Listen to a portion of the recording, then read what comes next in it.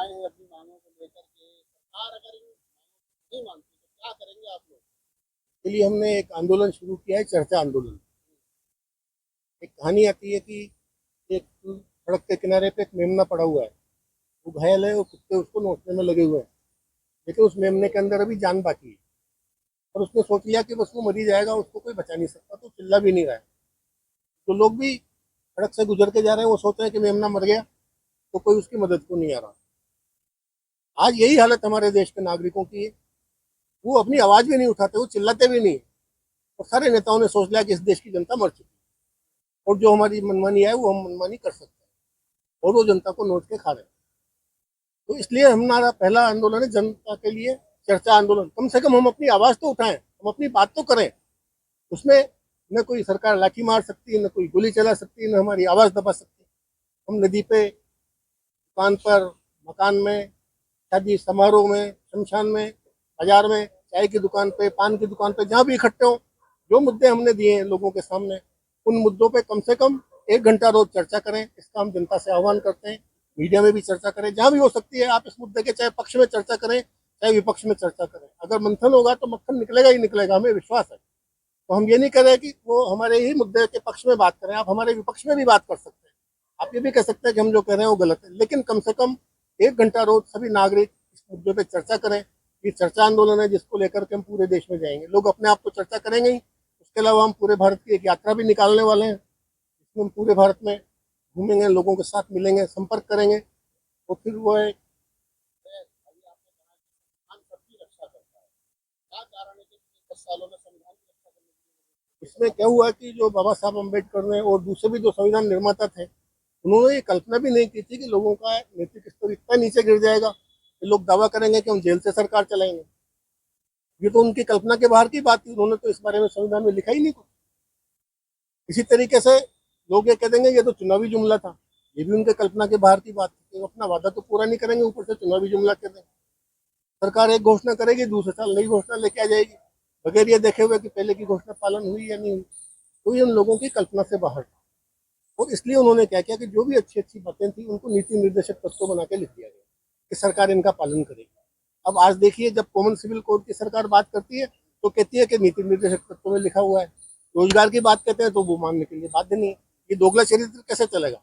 तो संविधान में जो हम सशक्तिकरण की बात करें, सुधार के दो, आधुनिकीकरण के दो, बात एक ही है। कान को कैसे भी घुमा के पकड़ो। उसका मतलब ये है कि सबसे पहले संविधान में ऐसे चोर दरवाजे बंद करने पड़ेंगे। तो हमें नीति निर्देशक तत्व में साफ लिखना पड़ेगा कि सरकार उसको मानने के लिए बाध्य है। अगर सरकार उसका पालन नहीं करती है तो सुप्रीम कोर्ट उसको बेदखल कर सकती है। इसी तरीके से संविधान में कुछ और ऐसी जो छोटी छोटी लोगों को, नेताओं को जो रिलैक्सेशन दिए, वो रिलैक्सेशन खत्म करने पड़ेंगे। संविधान को सशक्त बनाना पड़ेगा। संविधान इतना सशक्त हो कि खुद अपनी रक्षा करे, जो संविधान का उल्लंघन करे वो सत्ता छोड़ दे। ऐसे में जब लोगों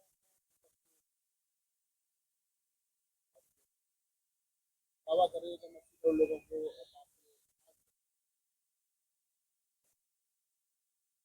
बिल्कुल नहीं आएंगे, बिल्कुल नहीं आएंगे।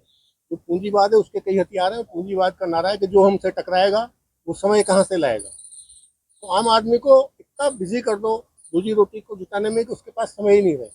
इसीलिए हमने इस तरह के आंदोलन को डिजाइन तैयार किया। जैसे गांधी जी ने उस टाइम के हालात में तैयार किया था डिजाइन, हमने आज के हालात को देखते हुए तैयार किया कि आदमी कुछ भी अपना काम करते हुए, जहाँ अपने सर्विस पे गया वहाँ भी अपने जो उसका साथ में काम कर रहे हैं, करने वाला सहकर्मी है, उसके साथ बात कर सकता है। इस मुद्दे पर विरोध में भी बोल सकता है। चर्चाएं करेंगे तो ये धीरे धीरे ये वाइब्रेशन फैलेगा।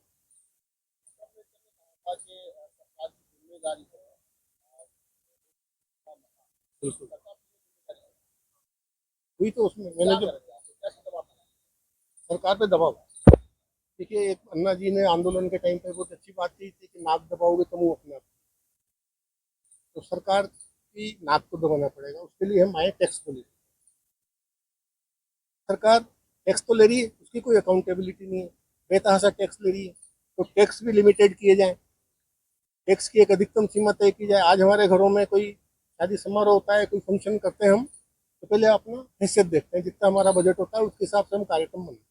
लेकिन सरकार पहले कार्यक्रम बनाती है, फिर उसके हिसाब से लोगों के ऊपर टैक्स थोप देती है। तो इस परंपरा को ठीक करना पड़ेगा। तो जनमत का दबाव ही एक ऐसा दबाव है जिसके आगे की सरकार झुक सकती है। तो बड़े बड़े आप आंदोलन कर लो इस देश में, अगर हम ईमानदारी से सारे जेब कतरों का आह्वान करें और सारे जेब कतरे ईमानदारी से हमारे मूवमेंट में आ जाएं, तो रामलीला मैदान खचाखच भर जाएगा। तो एक जगह पर पूरे देश की भीड़ को इकट्ठा करके आंदोलन दिखाना, शक्ति प्रदर्शन करना कोई सार्थकता नहीं है। हमें शक्ति को डिसेंट्रलाइज करना पड़ेगा, ग्रास रूट तक, गांव गांव तक फैलाना पड़ेगा, और हमें शक्ति प्रदर्शन नहीं करना है, शक्ति का संचय करना है, तभी इसके परिणाम आएंगे। और उसके लिए ढेर एक ही चीज है। तो जातिवादी और पूंजीवादी में दो बड़े दुश्मन कैसे लड़ेंगे? पहले मैं एक्सप्लेन कर दूं, हम जातिवाद करके उसको थोड़ा और संकीर्ण करना। बेसिकली ये पाखंडवाद, पाखंडवाद और पूंजीवाद दोनों का एक ही प्लान है कि लोगों को खुशी खुशी उनका शोषण करवाने के लिए तैयार करें। पूंजीपति इस तरीके से जाल फैलाता है, इस तरह की स्कीम लेके आता है कि आदमी जो है क्रेडिट कार्ड खरीद रहा है, हैवी इंटरेस्ट दे रहा है, फिर भी बड़ा खुश है। इसी तरह से जो उसको बताया गया कि हमारे को तो इसी जाति का कर्म करना है, हमें दूसरी जाति में शादी नहीं करनी, इस तरह के तमाम नियम है ना, इस तरह से पूजा पाठ करना है, सबने अपने अपने कॉपीराइट कर लिए। वो कॉपीराइट करके वो लोगों को लूट रहे हैं, और उन्होंने लोगों को मेंटली प्रिपेयर कर दिया कि ये जो दुख है ना, वो पिछले जन्म के कर्मों का फल है। क्या जो दुख है वो संसार तो मिथ्या है, क्या तुम के झमेले में पड़ते हो दुनियादारी के लिए, तुम तो अपना भजन करो। तो दोनों की एक ही साजिश है। इसलिए हमने जो स्लोगन दिया है, साम्यवाद दम तोड़ चुका है, दम तोड़ रहा है समाजवाद, मानव भक्षी बन बैठा है अखंडवाद युद्ध पूंजीवाद। सब साथ रहें, सब लोग बढ़ें, गुणवान फलें, शैतान डरें, ऐसे विश्व का सृजन करेगा आस्तिक गतिक साम्यता। अगला कदम हम शुरुआत तो जनसंपर्क से करेंगे, छोटी छोटी सघन बस्तियों में, और उसके बाद जल्दी 21 अक्टूबर के आसपास हम एक भारत यात्रा की तैयारी करेंगे, जो सबसे पहले 1 महीने के लिए हम उसको दिल्ली में रखेंगे और फिर उसके बाद उसको बाहर ले जाएंगे।